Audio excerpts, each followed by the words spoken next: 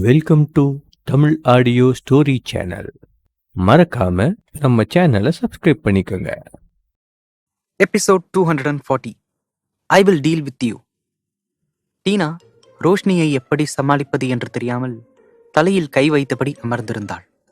போதாக்குறைக்கு ரிஷி வேறு அழைப்பை ஏற்காமல் இருக்க அவளுக்கு மிகவும் டென்ஷனாக இருந்தது.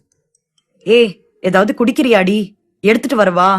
நீ கொஞ்சம் நார்மல் ஆகணும், புரியுதா உனக்கு? ரோஷினி நன்றாக தலையை டிங் டிங் என்று ஆட்ட டீனாவிற்கு சந்தேகமாக இருந்தது. உண்மையா குடிப்பல்ல? நான் போய் எடுத்துட்டு வரவா? நீ போய் எடுத்துட்டு வா, நான் வெளியே ஓடி போயிடுவேன். அவள் நயன்தாரா போல் கூறிவிட்டு கிண்டலாக சிரிக்க டீனாவிற்கு கண்ணை கட்டியது. ஐயோ கடவுளே, பாடா படுத்துறாளே. பேசாம கட்டி போட்டு சின்ன பசங்களுக்கு மூக்க பிடிச்சு மருந்து ஊத்துற மாதிரி ஊத்திடுவோமா? டீனா தீவிரமாக யோசித்துக் கொண்டிருந்தாள். அவளால் எப்படி ரோஷினியை கையாள்வது என்றே தெரியவில்லை. அவள் பாட்டிற்கு வாய் மூடாமல் பேசிக் கொண்டிருக்க டீனாவிற்கு மூளையில் எந்த சிந்தனையும் உதிக்கவில்லை.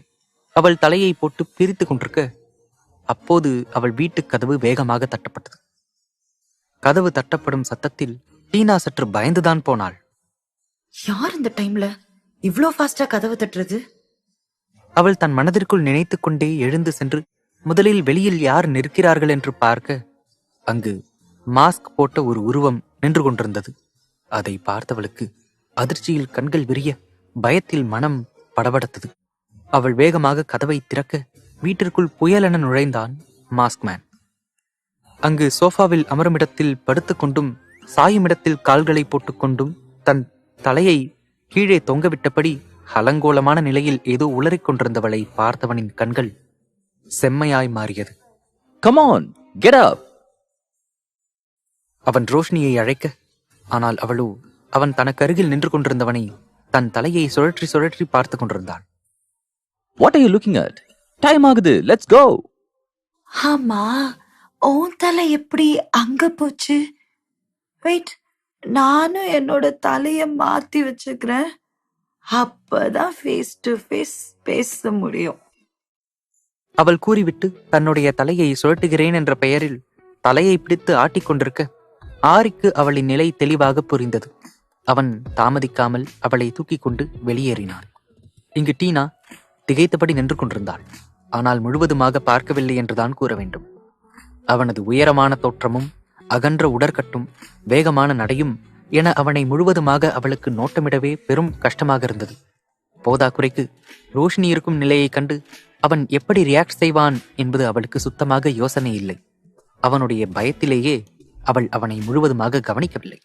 இங்கு ஆரி அவளை தூக்கி கொண்டு கீழே செல்ல அவளோ தன் முகத்தை ஒரு மாதிரியாக வைத்துக்கொண்டு கண்களை சுழற்றிக் கொண்டிருந்தாள். அதை பார்த்தவனுக்கு அவள் ஏதோ யோசிக்கிறாள் என்பது மட்டும் தெரிந்தது. ஆனால் அவன் என்ன என்று எதுவும் கேட்டுக்கொள்ளவில்லை. ஹே, earthquake வருது, வா சீக்கிரம் போய் டேபிளுக்கு கீழே ஒளிஞ்சுக்கலாம். What? டேய் லூசு, நிலநடுக்கம் வருதுடா, பாரு பில்டிங்லாம் எப்படி ஆடுதுன்னு. வா போய் சேஃபான இடத்துல ஒளிஞ்சுக்கலாம். டேய் லூசா, நார்மல் ஆகு, then I will deal with you. தன் மனதில் நினைத்து கொண்டவனுக்கு அப்போதுதான் புரிந்தது. தான் தூக்கி கொண்டு நடக்கும் அதிர்வு அவளுக்கு நிலநடுக்கம் போல தெரிகிறதா என்று நினைத்தவன் பெருமூச்சு விட்டான்.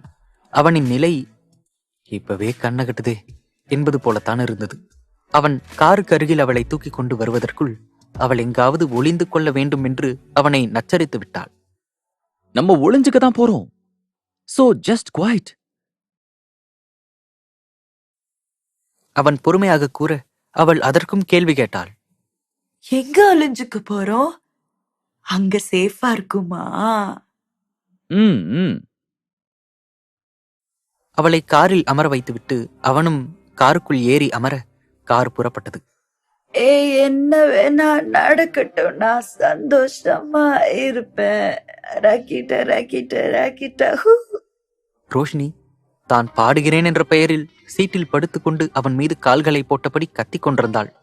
அவள் செய்யும் செயல்களை பார்க்கும்போது அவனுக்கு ஒரு பக்கம் சிரிப்பு வந்தாலும் மறுபக்கம் அவள் மீது அவனுக்கு கோபம்தான் எழுந்தது. சுத்தமாக சுயநினைவே இல்லாத அளவிற்கு குடித்துவிட்டு இப்படி பொறுப்பற்ற தன்மையில் இருக்கும் அவளின் செயல் அவனுக்கு எரிச்சலை கொடுத்தது. படுத்துக் கொண்டிருந்தவள் திடீரென்று எழுந்து அமர ஆரி என்ன ஆனது என்று அவளை கவனித்தான். அவள் மீண்டும் அதே போன்று தன்னுடைய முட்டை விழிகளை உருட்டி கொண்டு இருக்க அவன் தன்னுடைய கோபத்தையெல்லாம் மறந்து லேசாக சிரித்தான். மின்னலைப் போல தோன்றி மறைந்த நொடிநேர ஒரு சிறிய புன்னகைதான் அது. என்ன வேணும்? நான் டான்ஸ் ஆட போறேன். அவள் கூறிய அடுத்த நொடி கார் கதவை திறக்கப் போக மாஸ்க்மேன் வேகமாக அவளை தடுத்தான். இவளை கவனிக்காமல் விட்டால் காரிலிருந்து குதித்து விடுவாள் என்பது அவனுக்கு தெளிவாக தெரிந்தது. அவன் அவளுடைய சிந்தனையை மற்ற இடத்தில் சென்றுவிடக்கூடாது என்று அவளை தன்னோடு நெருக்கமாக அமர வைத்துக் கொண்டான். டேய், எதுக்குடா என்ன புடிச்சு வச்சிருக்க? விடுடா, நான் போய் டான்ஸ் ஆடணும். அவள் மூச்சுக்கு 300 தடவை டே போட அவன் எதையும் கண்டுகொள்ளவில்லை. அவன் அப்படியே அவளை பிடித்தபடி அமர்ந்திருக்க முதலில் அவனது கைகளிலிருந்து விடுபட முயற்சித்துக் கொண்டிருந்தவள் திடீரென்று அமைதி அடைந்து அவனது முகம் பார்த்தாள். அவனும் எதற்காக அமைதியாக இருக்கிறாள் என்று திரும்பி பார்க்க சட்டை என்று அவளது கைகள் அவனது மாஸ்கினை பிடித்து கழற்றியது. அவன் வேகமாக சுதாரித்துக் கொண்டு மாஸ்கினை அவளிடமிருந்து திரும்ப வாங்க பார்க்க அவளோ கொடுக்க மாட்டேன் என்று வம்பு செய்துவிட்டு தன்னுடைய காலுக்கடியில் சிறுபிள்ளை போல ஒளித்து வைத்துக் கொண்டாள். Roshini, give me the mask. அவன் கேட்டபடியே மாஸ்கை எடுக்க முயற்சி செய்ய அவளோ அவனுடைய முகத்தை நெருக்கமாக சென்று பார்த்து கொண்டிருந்தாள். கார் இருட்டாக இருந்தாலும் அவ்வப்போது வரும் தெருவிளக்கின் வெளிச்சத்தில் ஓரளவிற்கு இருவரது முகமும் தெரியத்தான் செய்தது. அவன் கோபமாக தன் முகத்தை வேறு பக்கம் திருப்பிக் கொள்ள அவள் உடனடியாக அவனது கன்னத்தை பற்றி தன்புறமாக அவனது முகத்தை திருப்பினாள். உனக்கு ஏன் 6 கண்ணு இருக்கு?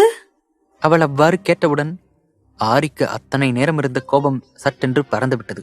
அவன் லேசாக சிரித்தபடி கேட்டான். ஏன் இப்படி கண்ணு மண்ணு தெரியாத அளவுக்கு குடிச்சு வச்சிருக்க? ஏன், எனக்கு நல்லாதான் கண்ணு தெரியுது.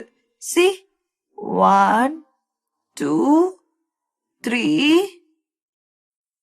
அவள் கூறிவிட்டு மாஸ்க்மேன் முகத்தில் தன் விரல்களை வைத்து எண்ண ஆரம்பித்தாள்.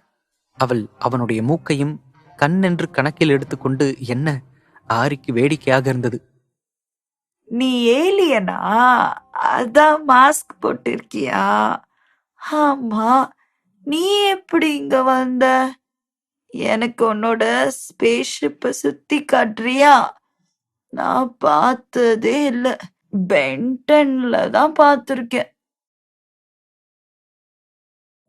எபிசோட் 241. ஏலியன் ஆரி. ஆரியின் முகத்தில் 6 கண்கள் இருக்கின்றது என்று கூறி எண்ணிக்கொண்டிருந்தவள் திடீரென்று அவனை மொத்தத்திற்கும் ஏலியனாகவே சித்தரித்து விட்டாள். அதை கேட்டவனுக்கு உரை ஏறாத குறைதான். அவன் அவளை முறைத்து பார்த்தான். ரோஷினி அவனது முறைப்பை பார்த்து வெகுளியாக சிரித்தாள். நீ அழகா இருக்க. நீ எப்படி இருந்தாலும் எனக்கு உன்னை பிடிக்கும். இதுக்கு போய் மாஸ்க் போட்டு இருந்த? ஆமா, உன்னோட பிளானட் எது? அவன் அதற்கு என்னவென்று பதில் கூறுவான்? அவனிடம் இப்படிப்பட்ட கேள்விகளும் கேட்கப்படும் என்று அவன் கனவிலும் நினைத்திருக்கவில்லை. ரோஷினி, நம்ம அதை பத்தி அப்புறமா பேசலாம். இப்ப நீ கொஞ்சம் தூங்கு. Close your eyes. அவன் கூற அவள் தன் உதட்டை பெருக்கிக் கொண்டு வெம்ப ஆரம்பித்தாள். அதை கவனித்தவனுக்கு இவள் அடுத்து புதிதாக எதையோ ஆரம்பிக்கிறாள் என்று தெரியாமல் தவித்தான். What happen to you? தூக்கம் வரலையா? வலிக்குது. ஏன் வலிக்குது? எங்கேயாவது கீழே விழுந்துட்டியா? Did something get hit? அவள் போதையில் எங்கேயாவது விழுந்து விட்டாளா என்று அவளிடம் கேட்டுக்கொண்டே அவளது கை கால்களை பரிசோதிக்க ஆரம்பித்தவன் அவன் மீது ஒய்யாரமாக சாய்ந்து கொண்டிருந்தவள் தன்னுடைய நிலையை சற்றும் மாற்றிக்கொள்ளாமல் தன்னுடைய பின்புறத்தை காட்டினாள். இங்கதான் வலிக்குது.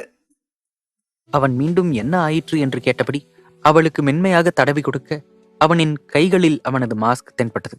அவள் கால்களுக்கு அடியில் ஒளித்து வைத்திருந்த மாஸ்க் அவளின் அசைவில் நகர்ந்து அவளது பின்புறத்தை அழுத்திக் கொண்டிருக்கிறது என்பது அவனுக்கு புரிந்தது. அவன் அதை எடுக்க ரோஷினி அவனது தோள்களை தட்டி கொடுத்தாள். Good, you are my Xavier. அவள் அவனுக்கு பாராட்டு பத்திரம் வாசிக்க தன் கைகளில் எடுத்த மாஸ்கை ஒரு முறை பார்த்தவன் இதை எடுத்ததுக்கா என்பது போலத்தான் யோசித்தான். Okay, fine. இப்போ உனக்கு எந்த டிஸ்டர்பன்ஸும் இல்லைல்ல? தூங்கு. எனக்கு தூக்கம் வரல. இன்னும் தூங்கலன்னா நீ எனக்கு ஒரு கதை சொல்லு. கதையா? Yes, 10 stories. அவள் கதை என்றதற்கே அவன் அதிர்ச்சியாக உணர, இவள் 10 என்றதும் அவனுக்கு மயக்கமே வந்தது. ஏற்கனவே உடலில் ஆங்காங்கே பட்டிருந்த காயங்கள் வேறு ஒருபுறம் அவனுக்கு வலியை கொடுத்து கொண்டிருக்க, இவளோ அவனை பாடாய்படுத்திக் கொண்டிருந்தாள். ஆனால் அவள் கதையை கூறும்படி கேட்டாலே தவிர அவனை கூறியே ஆக வேண்டுமென்று அடம்பிடிக்கவில்லை. அதுவரையிலும் ஆரி நல்லது என்று நினைத்து கொண்டவன் டிரைவரை வேகமாக காரை செலுத்தும்படி கூறினான். இரவு நேரம் என்பதால் பெரிதாக வாகன போக்குவரத்து இல்லை. அதனால் கார் வேகமாக வீட்டிற்கு வந்தது. ஆனால் ரோஷினிதான் ஒரு பக்கம் இல்லாமல் காருக்குள் ஒரு குட்டி கபடி போட்டியே நடத்திவிட்டாள். கார் நின்றதும் அவன் வேகமாக காரிலிருந்து இறங்கி அவளையும் இறங்கும்படி கூறினான். நான் இறங்க மாட்டேன். சரி, நான் இறக்கி விடவா? நோ நோ, நான் தான் இறங்குவேன். பட் உன்னோட பிளானட்ல இப்படிதான் தரையெல்லாம் இருக்குமா? It's floating. பட் நீ எப்படி ஸ்டெடியா நிக்கிற? என் பிளானட்ல சோ எனக்கு எப்படி நிக்கணும்னு தெரியும். நீ இறங்கு, I'll help you. அவன் கூறிவிட்டு அவளது கைகளை பிடிக்கப் போக வேகமாக அவனது கைகளை தட்டிவிட்டவள் காரிலிருந்து இறங்கினாள். அவள் போதையில் தடுமாற அவன் அவளை வேகமாக பிடித்து கொண்டான். குட் குட் பாய். என்னால இந்த தரையில தனியா நிக்க முடியல. நீ கொஞ்சம் புரிச்சுக்கோ. வாட்? புரிச்சுக்கோ. அவள் மீண்டும் கூறிய பிறகுதான் அவள் பிடித்துக்கொள் என்று கூறுகிறாள் என்பது அவனுக்கு புரிந்தது. போதையில் ஏற்கனவே தள்ளாடி கொண்டிருந்தவள் அந்த தரை மிதக்கிறது என்று கற்பனை செய்து கொண்டு இன்னும் அதிகமாக அவளாகவே நிற்க முடியாதது போல் தடுமாறிக் கொண்டிருந்தாள். அவள் விழுந்துவிடக் கூடாது என்று அவளை அழுத்தமாக பிடித்துக் கொண்டான். ஓகே, நம்ம உள்ள போலாமா? நான் வரமாட்டேன். இங்க சுத்தி பார்க்க போறேன். என் கைய விடு. இது என்ன பிக்னிக் ஸ்பாட்டா? Come, let's go. நான் உனக்கு உள்ள போய் சுத்தி காட்டுறேன், ஓகே? அவன் அவளிடம் பொறுமையாக கூறி உள்ளே அழைத்து செல்ல பார்க்க அவளோ அவனது கையை தட்டிவிட்டு விட்டு நடந்தாள். ரிஷி ஒரு ஓரமாக நின்று இங்கு நடக்கும் கூத்தையெல்லாம் பார்த்து கொண்டிருந்தவனுக்கு ஒரு பக்கம் சிரிப்பாக இருந்தாலும் மற்றொரு பக்கம் தன்னுடைய நண்பன்தானா என்று அவனால் நம்பவே முடியவில்லை. அவன் சிரித்துக் கொண்டிருப்பதை பார்த்த ஆரி அவனை முறைத்தான். அவனும் தன் நண்பனின் முறைப்பை அசட்டை செய்துவிட்டு வீட்டிற்குள் சென்றுவிட இவனுக்கு எரிச்சலாக இருந்தது. சரி, இவள் என்ன செய்கிறாள் என்று அவன் திரும்பி பார்க்க அவளோ காரை பிடித்து நகர்த்தி கொண்டிருந்தாள். ஹே, வாட் ஆர் யூ டூயிங்? பார்த்தா தெரியல, கார நகர்த்திட்டு இருக்கேன். Why? என்னோட வழிய மறிச்சிட்டு இருக்கு. எதுவுமே இல்லாம இருந்தாதான் என்னால போய் சுத்தி பார்க்க முடியும். இத உன்னால நகர்த்த முடியுமா? இந்த ஏலியன் வேர்ல்டுல எனிதிங்ஸ் பாசிபிள். ஆமா, உன்னால முடியுமா? நீ நகர்த்து. அவள் கூறியதை கேட்டு ஆரி டிரைவரை பார்த்து கண்ணசைக்க அவரோ காரை அங்கிருந்து கிளப்பிக் கொண்டு செல்ல கார் நகர்வதைக் கண்ட ரோஷினி கண்கள் விரிய மாஸ்க்மேனை பார்த்தாள். Wow, you have lots of super powers alien. இவ என்ன ஏலியன்னே முடிவு பண்ணிட்டாளா என்று மனதிற்குள் நினைத்தவன், ஓகே, நாம் இப்போ உள்ள போலாமா என்று அவன் மீண்டும் தன் விஷயத்தில் வந்து நிற்க அவளும் மீண்டும் தான் சுற்றி பார்க்கப் போகிறேன் என்று அதே விஷயத்தில் வந்து நின்றாள். அவன் இதற்கு மேல் முடியாது என்று அமைதியாக சென்று அங்கிருந்த ஒரு இருக்கையில் அமர்ந்து விட்டான். அவளோ போதையில் தள்ளாடிக்கொண்டு அந்த கார்டன் முழுக்க சுற்றி வந்தவள் அங்கிருந்த செடிகளிடம் பேசினாள். குடித்தால் இந்த அளவிற்கு நடக்குமா என்று அவன் யோசித்துக் கொண்டிருக்க திடீரென பொத்தென்று ஒரு சத்தம் கேட்டது. அவன் வேகமாக என்ன என்று பார்க்க ரோஷினிதான் கீழே விழுந்து கிடந்தாள். அவன் பதற்றமாக அவளிடம் நெருங்கி செல்ல அவளோ தரையில் விழுந்து சிரித்துக் கொண்டிருந்தாள். நிச்சயமாக அது ஒரு டெவில் ஸ்மைலாகத்தான் இருந்தது. அந்த இரவு நேரத்தில் இருட்டில் அவளது சிரிப்பு சத்தம் மிகவும் வித்தியாசமாக இருந்தது. What happened to you? ஏன் இவ்ளோ வியர்டா சிரிக்கிற? நான் பறக்கிறேன், எனக்கு ஜாலியா இருக்கு, அதான் நான் சிரிச்சு என்ஜாய் பண்ணிட்டு இருக்கேன். ஹே ஏலியன், உன்னோட வேர்ல்டுக்கு என்னை கூட்டிட்டு வந்ததுக்கு தேங்க்ஸ். அவன் இதற்கு மேல் அவளை விட்டால் சரிப்பட்டு வராது என்று நினைத்தவன் வேகமாக அவளை தூக்கினான். அவளும் தன் கை கால்களை உதறிக்கொண்டு அவனிடமிருந்து நழுவ பார்க்க அவனது பிடியிலிருந்து அவளால் நழுவ முடியுமா? என்னை எங்க கூட்டிட்டு போற? என்னை விடு. நம்ம வீட்டுக்குள்ள போறோம். வீடா? அது எங்க இருக்கு? அவள் அவன் தோள்களில் வம்பு செய்வதை நிறுத்திவிட்டு யோசித்துக் கொண்டிருக்க ஆரி அவளை நேராக தங்களது படுக்கை அறைக்கு தூக்கிச் சென்றான். Episode 242. Why you are entering in my life. இங்கு ஆரி அறையில் வந்து ரோஷினியை இறக்கிவிட அவளுக்கு தலை சுற்றி கொண்டு வந்தது. அவள் வேகமாக சென்று மீண்டும் ஆரியை பிடித்துக் கொண்டாள். ஏன், என்னாச்சு? இது எந்த இடம்? எனக்கு தலை சுத்துது. அவள் கூறிவிட்டு சற்று நிதானமடைய அந்த இடத்தை சுற்றி பார்த்தாள். அந்த அறை அவளுக்கு பழக்கப்பட்டது போல் தோன்ற குழப்பமாக ஆரியின் முகத்தை பார்த்தாள்.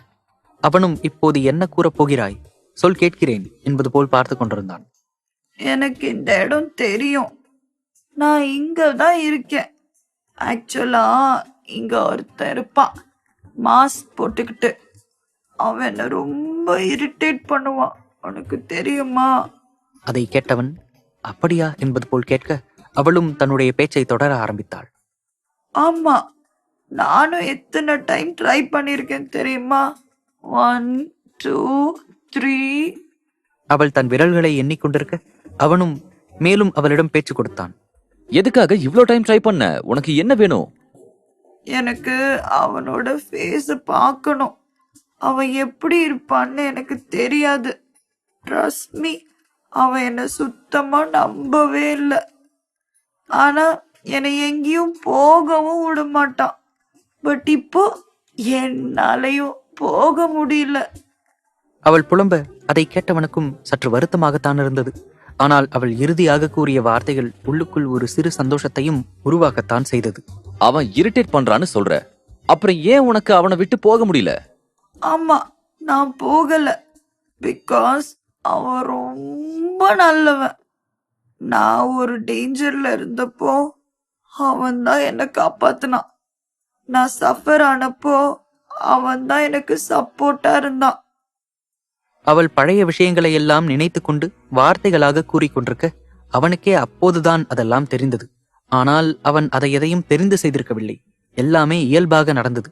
அது அவன் மனதில் ஒரு இனிமையான உணர்வை கொடுக்க திடீரென்று ரோஷினி கூறிய வார்த்தைகளில் அவன் முகம் மாறியது. ஆனா எனக்கு அவனை பிடிக்காது. இப்பதான் பிடிக்கும்னு சொன்ன? நோ, எனக்கு அவனை பிடிக்காது. பிகாஸ் அவன் ஒரு லூசு. என்கிட்ட மூஞ்சி காட்ட மாட்டானா. அவன் யாரு, அவனை பத்தின எந்த டீட்டெயில்ஸும் என்கிட்ட சொல்ல மாட்டானா. சொன்னா நான் என்ன பண்ண போறேன் சொல்லு? அவள் அவனிடமே அவனை பற்றி குறையும் கூறி அவனிடமே அதற்கு நியாயமும் கேட்க அவனுக்கு என்ன பதில் கூறுவது என்று சுத்தமாக தெரியவில்லை. அவன் எதுவும் பதில் கூறாமல் அமைதியாக இருக்க ரோஷினி அவனது முகத்தை மீண்டும் குறுகுருவென்று பார்த்து கொண்டிருந்தாள். வாட்? ஆமா, நீ யாரு? Right, okay. ஜூஸ் குடிக்கிறியா? Okay right. என்ன இப்போ? எனக்கு ஒரு ஆப்பிள் ஜூஸ் எடுத்துட்டு வா. வெளியே ஏலியன், உள்ள ரைட். இன்னும் என்னென்ன சொல்ல போற? ஓகே, நீ இங்க வெயிட் பண்ணு, நான் போய் ஜூஸ் எடுத்துட்டு வரேன். அவன் கூறிவிட்டு நடக்க அவளும் அவன் பின்னோடு எழுந்து நடந்து வந்தாள். அவன் காதுகளில் அவள் பின்தொடர்ந்து வரும் கால் தடங்களின் சத்தம் கேட்க திரும்பி பார்க்காமலேயே பேசினான். I said stay in the room. Why are you following me? Go and sit. அவன் சிறு குழந்தையை மிரட்டுவது போல் லேசாக அதட்ட அவளும் குடுகுடுவென்று ஓடி செல்கிறேன் என்ற பெயரில் ஓட போதையில் இருந்தவளுக்கு கால் தடுக்கிவிட்டு மெத்தையின் மீது விழுந்தாள். அதை பார்த்தவனுக்கு தலையில் அடித்துக் கொள்ளலாம் என்றுதான் இருந்தது. பெருமூச்சு விட்டவன் பெட்டில் உருண்டு கொண்டிருப்பவளை பார்த்துவிட்டு மீண்டும் வெளியே சென்றான். வீட்டின் உதவியாளரிடம் அவளுக்கான லெமன் ஜூஸை எடுத்து வருமாறு கூறிவிட்டு மீண்டும் அவன் உள்ளே வர அவளை அந்த அறைக்குள் காணவில்லை. அவன் கோபமாக அவள் எங்கு சென்றாள் என்று தேட அவனுக்கு பின்னால் வந்து நின்றவள் அவனை பயமுறுத்துகிறேன் என்ற பெயரில் அவன் பின்னால் கத்தினாள். நான் பயந்துட்டேன். I am shivering. நீ முன்னாடி வா. அச்சோ, நீ பயந்துட்டியா? பயப்படாத. அவள் கூறிவிட்டு அவன் தோள்களை தட்டி கொடுக்க அவளுடைய இந்த அளவிற்கான அப்பாவித்தனம் அவனுக்கு பிடித்திருந்தது. அப்போது உதவியாளர் கதவை தட்டிவிட்டு உள்ளே வந்து ஜூஸை வைத்துவிட்டு செல்ல அவன் சென்று அந்த ஜூஸை எடுத்து வந்து அவளிடம் நீட்டினான். Drink it. நான் குடிக்க மாட்டேனே, நீ என்ன பண்ணுவ? அவள் விளம்பரத்தில் வரும் பாடலை போல் பாடிவிட்டு அவனிடமிருந்து தப்பி ஓட பார்க்க அவள் அடுத்து என்ன செய்வாள் என்று சரியாக யூகித்திருந்தவன் அவளை வளைத்து பிடித்தான். என்னை விடு, நான் குடிக்க மாட்டேன், எனக்கு வேணாம். என்னை இப்ப நீ விடல, அப்புறம் நான் என்ன பண்ணுவேன்னு உனக்கு தெரியாது. அவள் அவனை மிரட்டி கொண்டிருக்க, அவனோ அவளுக்கு ஜூஸை குடிக்க வைக்க முயற்சி செய்து கொண்டிருந்தான். என்னை விடு, நான் என்னோட ஆரிக்கிட்ட போறேன். நீ என்னை என்னமோ பண்ண பாக்குற, என்னை விடு. ரோஷினி என்ன பாரு, நான் தான் ஆரி, உன்னோட ஆரி. நான் உன்னை எதுவும் பண்ணல, ட்ரஸ்ட் மீ. நீ இந்த ஜூஸ குடிச்சா உனக்கு பெட்டரா இருக்கும், குடி. ஆரியா? அவள் கேட்க, அவளை நம்ப வைப்பதற்காக அவன் தன்னுடைய மாஸ்கை எடுத்து மீண்டும் அணிந்து கொள்ள, அதை பார்த்த அவளின் முகத்தில் இருந்த உணர்வுகள் மெல்ல மெல்ல குறையத் தொடங்கியது.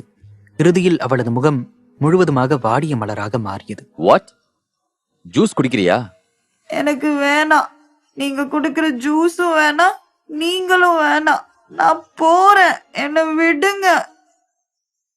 எனக்கு எதுவும் வேணான்னு சொல்றேன்ல, எனக்கு எதுவும் வேணாம். உங்களோட இந்த அக்கறை பாசம் எல்லாமே பொய்.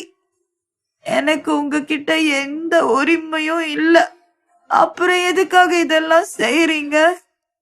அவள் அவ்வளவு போதையிலும் அவனிடம் தெளிவாக கேள்விகளை கேட்க, என்ன வார்த்தைகள் மட்டும்தான் சிறிது குளறியது.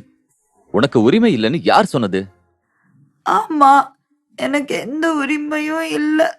என்னால இந்த மாஸ்க் பின்னாடி இருக்கிற உண்மையான முகத்தை பாக்குறதுக்கு கூட உரிமை இல்ல. உங்களுக்கு ஏதாவது ஆச்சுன்னா உங்க பக்கத்துல இருந்து கவனிச்சுக்கிற உரிமை இல்ல.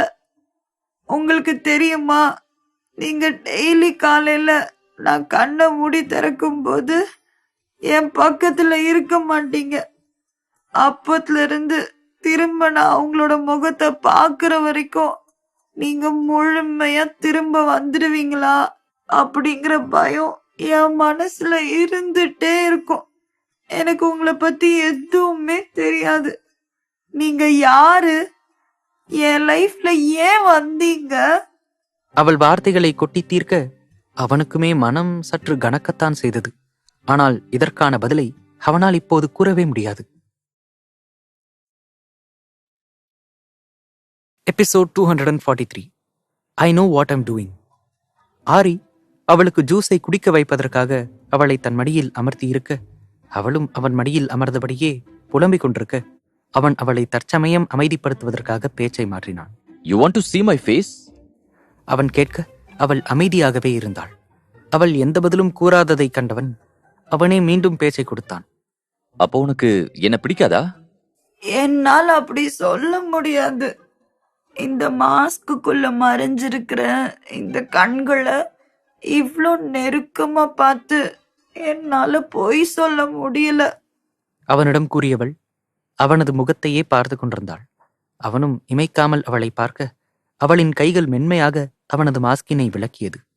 அவனது அகன்ற நெற்றி, அடர்ந்த புருவம், கூரிய விழிகள், அளவான நாசி, அழுத்தமான உதடுகள் என பார்த்து கொண்டு வந்தவள் அவன் நெற்றியோடு நெற்றி முட்ட தானாகவே 2 நாசிகளும் உரசி கொண்டன. இருவரது உதடுகளும் அருகருகே இருக்க, அவர்களது உடலிலிருந்து வெளியேறிய மூச்சு காற்று மற்றவரின் இதழ்களை மென்மையாக வருடியது.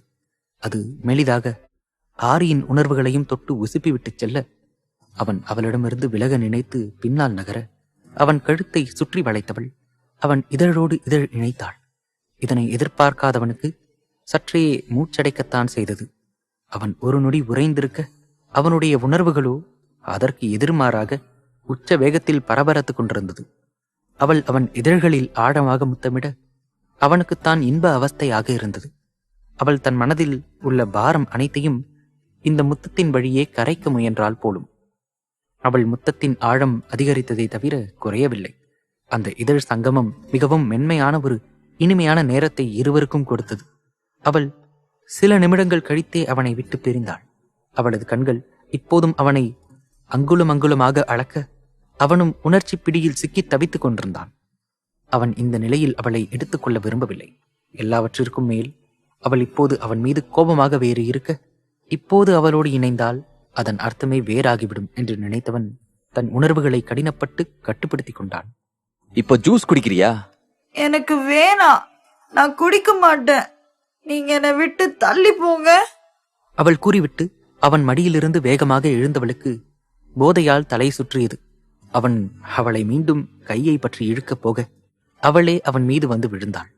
அதில் அவன் தோள்பட்டையில் இருந்த காயத்தில் அவளது கைகள் இடித்துவிட அவன் தன்னையும் மீறி வலியால் லேசாக முணங்கினான். ஐயோ ஆரி, என்னாச்சு?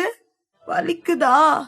அவள் பதற்றமாக கேட்க அவன் இல்லை என்பது போல் மறுப்பாக தலையசைத்தான். அதில் அவளது முகம் இன்னும் வாடியது. என்கிட்ட இருந்து இப்படிதான் எல்லாத்தையுமே மறைக்கிறீங்கல்ல? என் மேல உங்களுக்கு நம்பிக்கையே இல்ல. அப்புறம் எதுக்காக என் கூட இருக்கீங்க? அதை கேட்டு ஆரிக்கு மீண்டும் கண்ணை கட்டியது. போதையின் ஆரம்பத்தில் அவள் பைத்தியக்காரியாய் மாறியிருந்தவள் இப்போது கேள்வி மேல் கேள்வி கேட்டு தன்னை பைத்தியமாக்கி கொண்டிருப்பதை நினைத்தவனுக்கு எங்கு சென்று முட்டிக்கொள்வது என்று தெரியவில்லை. அப்படி இல்ல, மார்னிங் பேசிக்கலாம். Now take rest. கண்ண மூடு. அவன் கூறிவிட்டு அவளது கண்களின் மீது முத்தமிட அவளோ மறுப்பாக தலையசைத்தாள். அவனும் அவளது எதிர்ப்பை பொருட்படுத்தாமல் அவளை அப்படியே தூக்கி மெத்தையில் படுக்க வைத்து அவனும் அருகில் படுத்துக் கொண்டான். ஜூஸ் குடிக்க மாட்டேன்னு சொல்லிட்டல, அப்போ now you want to sleep. உனக்கு வேற ஆப்ஷன் கிடையாது. நான் தூங்க மாட்டேன். ரோஷினி, நான் காமா சொல்லும் போதே தூங்கு. அவன் பொறுமையாக கூற அவள் மீண்டும் மறுக்கத்தான் செய்தாள். அவள் தூங்க மறுப்பதற்கு என்ன காரணம் என்று கேட்டான். நான் தூங்குவேன், ஆனா நாளைக்கு காலையில கண்ணு திறக்கும் போது நீங்க இருக்க மாட்டீங்க. எனக்கு பயமா இருக்கு. எப்பவுமே நீங்க திரும்பி வருவீங்களான்னு நான் பயப்பட வேண்டியதா இருக்கு. அதனால நான் உங்களை அப்படியே என் கண்ணு முன்னாடி அரெஸ்ட் பண்ணி வைக்க போறேன். நீங்க எஸ்கேப் ஆகவே முடியாது. அதை கேட்டு அவன் சிரித்தான். அதை பார்த்தவள் முகம் சுழித்தாள். இதான உன்னோட பயம்? அதுக்கு நான் ஒரு சொல்யூஷன் தரேன். என்ன சொல்யூஷன்? நான் எங்கேயும் போக மாட்டேன். நாளைக்கு காலையில நீ கண்ணு முழிக்கும் போது நான் உன் பக்கத்துல தான் இருப்பேன். இப்ப நீ பயப்படாம தூங்கலாம். நான் நம்ப மாட்டேன். நான் அவங்கள கட்டி பிடிச்சுப்பேன், விடவே மாட்டேன். நானும் உன்னை லைட்டா ஹக் பண்ணிக்கிறேன். அவனும் அவளை அணைத்துக் கொள்ள அதன் பின்னும் சிறிது நேரம் அவள் புலம்பிக் கொண்டுதான் இருந்தாள். அப்படியே அவளது புலம்பல் மெல்ல மெல்ல அமைதியாக அவள் உறக்க நிலைக்கு செல்கிறாள் என்பது அவனுக்கு புரிந்தது. அவளது பேச்சு சத்தம் நின்று அந்த அறை முழுவதுமாக அமைதியடைய ஆரி பெருமூச்சு விட்டான். அவன் அவளை விட்டு விலகி அவளை நேராக படுக்க வைத்துவிட்டு போர்வையை போர்த்தியவன் அறையிலிருந்து வெளியேறினான். அவன் நேராக அங்கிருந்து மற்றொரு அறைக்குள் நுழைய அங்குதான் ரிஷி அவனுக்காக காத்துக் கொண்டிருந்தான். இன்னொரு வாட்டி நீ வாயை திறந்த ஐ கில் யூ. எனக்கும் நீ பண்றதெல்லாம் பார்த்தா அப்படிதான் கோபம் வருது. டாக்டர் ட்ரீட்மெண்ட் பண்ணி போட்டு விட்ட மெடிசின் கூட இன்னும் காஞ்சிருக்காது. நீ அதுக்குள்ள அவளை தேடி கிளம்பிட்டல. நீ இவ்வளவு இர்ரெஸ்பான்சிபிளா இருப்பன்னு என்னால நம்பவே முடியல. அவன் எவ்வளவு பேசினாலும் ஆரி அமைதியாகவே இருக்க அவனுக்கு எரிச்சலாக இருந்தது. அந்த பொண்ணுக்காக நீ ஏன் இவ்வளவு பண்றன்னு எனக்கு ஒண்ணுமே சுத்தமா புரியல. அத நீ தெரிஞ்சுக்க வேண்டிய அவசியம் இல்ல. ரிஷி வாய்க்குள் முணுமுணுக்க அது அவனின் காதுகளில் தெளிவாக விடத்தான் செய்தது. அவன் பட்டென்று யோசிக்காமல் முகத்தில் அரைந்தது போல் கூறினான். அவனது சுபாவம் இதுதான் என்பது ரிஷிக்கு நன்றாக தெரிந்திருக்க அவன் அதை பெரிதுபடுத்தவில்லை. இத மட்டும் தெளிவா சொல்லு. ஆனா நீ செய்யறதெல்லாம் கொஞ்சமாவது கரெக்டா இருக்கா? லைட்டா மிஸ் ஆயிருந்தா கூட எல்லாமே டெமாலிஷ் ஆயிருக்கும். அப்புறம் இத்தனை வருஷமா நம்ம பட்ட கஷ்டத்துக்கான எந்த ஒரு யூஸும் இருந்திருக்காது. I know what I'm doing. Ari, don't irritate me. அதுக்காக இந்த விஷயத்தை எல்லாம் நீ தான் செய்யணும்னு அவசியம் கிடையாது. உனக்கு மட்டும் ஏதாவது ஆயிருந்தா என்ன நடந்திருக்குன்னு உனக்கு தெரியும்ல. I know. ஆரி, நீ பேசாம இருந்துரு. You first shut up, man. அவனது பதில் ரிஷிக்கு மேலும் எரிச்சலை தான் கொடுத்தது. அவனை முறைத்தவன் வேகமாக அறையிலிருந்து வெளியேறினான். ஆரி அமைதியாக நிற்க வெளியில் சென்ற மறு நிமிடமே மீண்டும் உள்ளே வந்தான் ரிஷி. கோவமா போன? ஏன் சொர்ண வரலையா? இப்ப அந்த விஷயத்தை அப்படியே விடுறதா? என்ன பண்றது? அந்த விஷயத்தை நீ விட்டுடு. I can handle it. Already orders issue பண்ணியாச்சு. அத்தோடு ரிஷி அமைதியாக அந்த அறையிலிருந்து வெளியேறிவிட்டான்.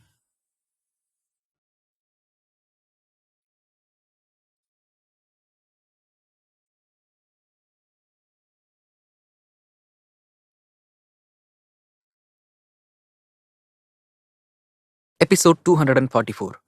There is a lot of headache.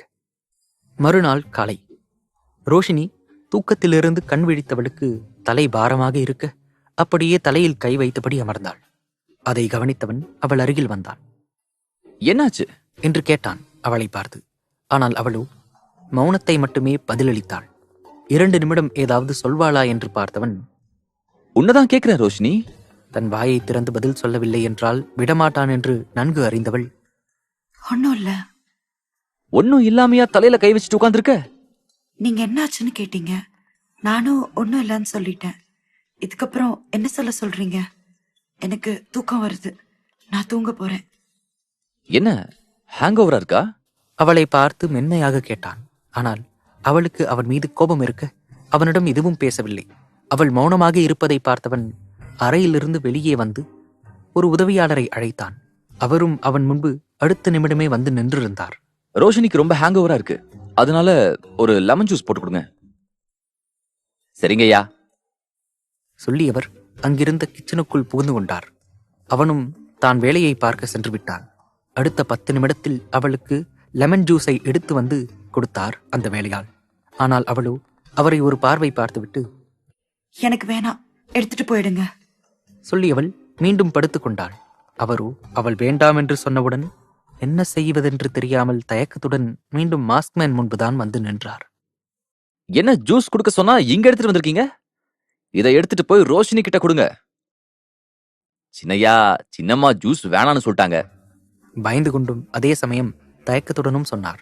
அதை கேட்டவன் அவரை ஒரு முறை முறைத்தவன், சரி வேற ஜூஸ் போட்டு கொடுங்க. சொல்லியவன் மீண்டும் தன் வேலையில் மூழ்கினான்.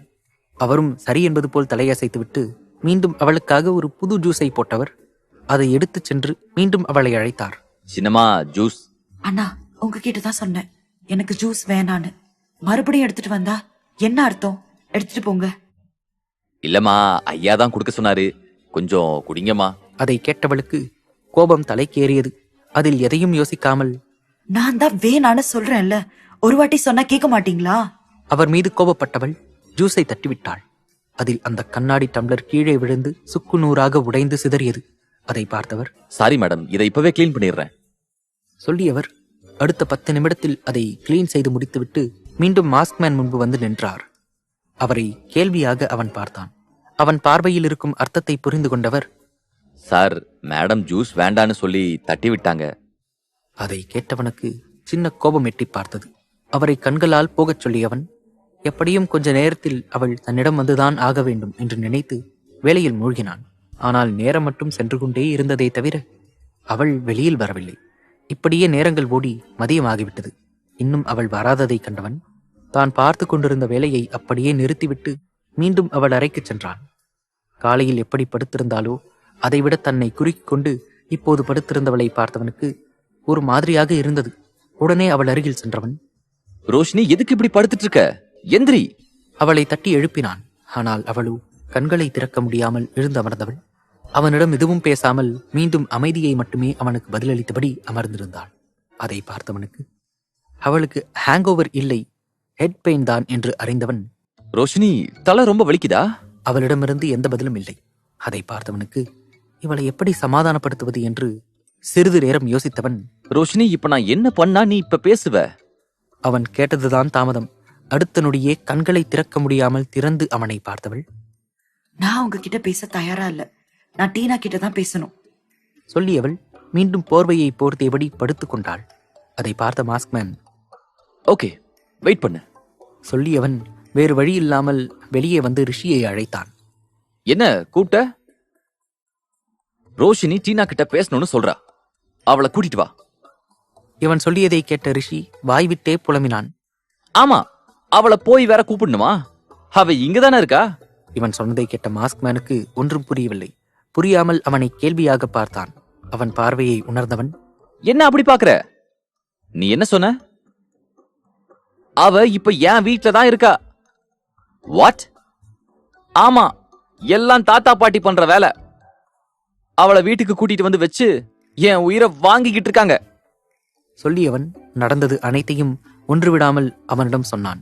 அதை கேட்ட மாஸ்க்மேன் எந்த சலனமும் இல்லாமல் மீண்டும் ரிஷியிடம் பேசினான். சரி, அவளை வர சொல்லு. அவ்வளவுதான். ரிஷிக்கு இவ்வளவு நேரம் நடந்தது அனைத்தையும் சொல்லியும் இவன் என்ன இப்படி சொல்கிறான் என்று மாஸ்க்மேனை முறைத்து பார்த்த ரிஷி, டேய் ஆரி, உன்கிட்ட தாண்டா சொல்றேன். நான் என்னவோ யார்கிட்டயோ பேசிக்கிட்டு இருந்த மாதிரி கூலா கூப்பிடுன்னு சொல்ற. என்ன பண்ண சொல்ற? ரோஷினி அவகிட்ட தான் பேசணும்னு சொல்றா. அப்போ அவதானே வரணும். ஏண்டா, அப்போ என் பிரச்சனையெல்லாம் நீ ஒரு விஷயமா எடுத்துக்க மாட்டல? இதுவே அவ சொன்னான்னு சொல்லிட்டு நீ இவள கூப்பிடுறியா? தேவையில்லாம பேசாத. நான் என்ன சொன்னனோ அதை மட்டும் செய். என்னால முடியாது. இன்னும் 10 நிமிஷத்துல அவ இங்க இருக்கணும். சொல்லியவன் அவளுக்கு அழைத்தான். ஆனால் ரிங் போய்க்கொண்டே இருந்ததை தவிர கால் அட்டெண்ட் ஆகவில்லை. அதில் கடுப்பானவன், பண்ணி தொலைக்கிறேன், இல்லன்னா மட்டும் விடவா போற?